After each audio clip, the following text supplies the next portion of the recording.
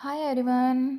आज हम सुबह सुबह साबूदाने की खिचड़ी बनाने के लिए चूल्हा जला रहे हैं और माचिस की तिल्ली भी सिर्फ 2 ही बची हुई थी, इसलिए मम्मी बोलते हैं कि मैं जलाती हूँ क्योंकि तेरे से जलने वाला तो नहीं है। तो मम्मी जलाते हैं। और वैसे भी हमारा गैस तो कब का ख़त्म हो गया है, 3-4 दिन हो गए हैं और दीदी की सैलरी भी नहीं मिली हुई है, इसलिए चूल्हे पे ही काम चल रहा है। और मम्मी जल्दी जल्दी चूल्हा जला देते हैं, फिर मैं भी कढ़ाई रख देती हूँ और फिर तेल डालती हूँ। आप इसको क्या बोलते हैं, पासुरी बोलते हैं, बाँसुरी बोलते हैं, मुझे भी नहीं पता क्लियरली इसको क्या बोलते हैं। बाँसुरी बोलते नहीं, बाँसुरी, पता नहीं, छोड़ो, है ना। फिर उसके बाद में तेल गरम हो जाता है तो मैं पहले आलू फ्राई करने के लिए रखती हूँ। फिर आलू फ्राई हो जाते हैं फटाफट, तो फिर उसके बाद में मैं कुछ नहीं, ये देखो मम्मी को करेले लेके आ जाते हैं, वो भी लगे हाथ यहीं पे काम कर लेंगे। फिर उसके बाद में मैं आलू फ्राई कर लेती हूँ।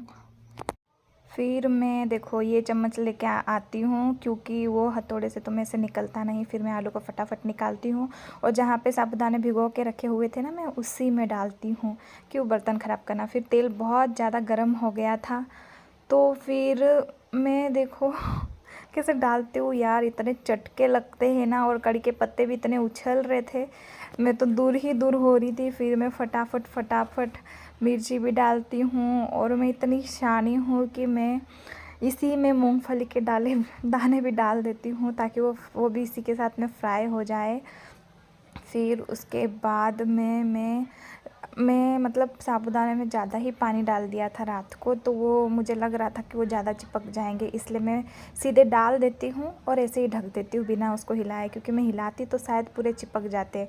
और थोड़ी देर पकने देने के बाद में जब मैं इसे निकालती हूँ तो वो नहीं चिपकते हैं, मतलब थोड़े थोड़े चिपकते पर इतने भी नहीं चिपकते हैं। फिर उसके बाद में दूध वाला भी आ जाता है, वो 8 बजे आता है। और देखो सब जगह मैंने सिर्फ धुआं कर दिया है क्योंकि मैंने चूल्हा बंद नहीं कर दिया था, आग थोड़ी कम कर दी थी, इसलिए धुआं हो जाता है। फिर मम्मी भी उनके लिए करेले काटते हुए और मुझे यहाँ पे चटका लग गया था। फिर दीदी तो करेले खाते नहीं हैं, इसलिए हम उनके लिए चूल्हे में आलू रख देते हैं, वो कुट के खाए कैसे भी खाए, उनकी मर्ज़ी। मम्मी बोलती इतने सारे क्यों, तो मैंने सोचा मैं भी खाऊंगी ना, टेस्ट तो मैं भी करूँगी। फिर देखो हमारी साबूदाने की खिचड़ी बन जाती है और देखने में ही कितनी टेस्टी दिख रही है, देखो आप। फिर मैं चम्मच लेके आती हूँ, फिर बैठ जाती हूँ खाने के लिए। उधर मम्मी को देखो कितना धुआं हो गया है सब जगह। और फिर मैं साबूदाना टेस्ट करके देखती हूँ और बहुत अच्छा बना था, बस नमक कम